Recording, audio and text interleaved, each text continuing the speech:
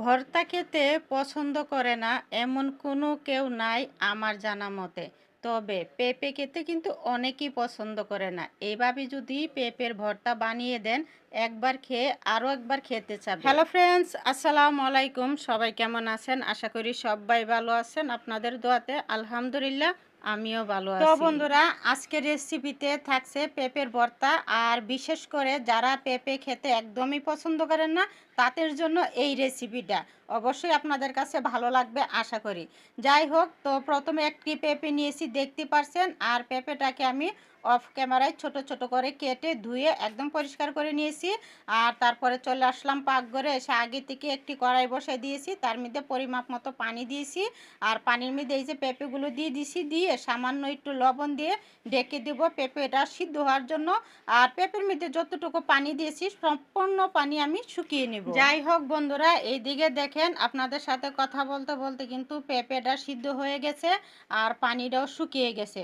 তো এই পর্যায়ে আমি একটি ছেঁচুনি দিয়ে এই যে পেঁপেটাকে একটু ভালো করে ব্লেন্ড করে নিব।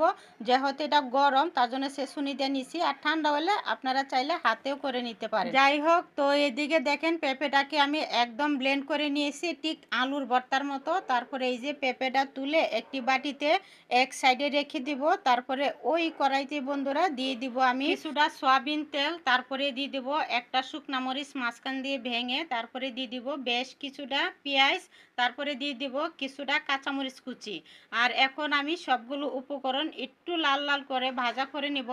আর এদিকে দেখেন পেঁয়াজ কাঁচামরিচ শুকনা মরিচ ভাজা হয়ে গেছে। তো ওই পর্যায়ে দিয়ে দিব যে পেঁপেটা আমি ব্লেন্ড করে রেখেছিলাম, সেই পেঁপেটা দিয়ে দিব। আর পেঁপে তো যে বাকি পানিটুকু হয়েছিল, সেই পানিটুকু একদম শুকিয়ে শুকনা শুকনা করে ফেলবো। আর এদিকে দেখেন পেঁপের পানিটা কিন্তু একদম শুকিয়ে গেছে। তো এই পর্যায়ে আমি নামিয়ে নিব। তো নামানোর আগে বন্ধুরা সামান্য একটু সরিষার তেল দিয়ে দিব। আসলে যে কোনো ভর্তা মানে কিন্তু সরিষার তেল দিলে খেতে অনেক ভালো লাগে, ঠিক তাই না বন্ধুরা? যাই হোক, তো এদিকে তো পেঁপের ভর্তা অথবা মাখা বলেন হয়ে গেছে। তো নামিয়ে এই যে একটি বাটিতে ঢেলে পরিবেশন করে নেব। মাশাল্লাহ, কালারটা কিন্তু অনেক সুন্দর হয়েছে। আর দুপুরে গরম গরম ভাতের পাতে খেতেও অনেক ভালো লাগে। আমার ঘরে আমার আম্মাজানরা কিন্তু অনেক পছন্দ করে। আর এইভাবে পেঁপের ভর্তা বানালে ছোট বড় সবাই খেতে পারে, সবার পছন্দ। আশা করি যারা পেঁপে খেতে পছন্দ করেন না, আপনাদেরও এই ভর্তাটা পছন্দ হবে। একবার হইলো বাসায় বানিয়ে ট্রাই করে দেখতে পারেন। যাই হোক, তো আপনাদের কাছে আমার এই পেঁপের ভর্তার রেসিপিটা কেমন লেগেছে অবশ্যই জানাবেন। ভালো লাগলে একটি লাইক দিয়ে পাশে থাকবেন।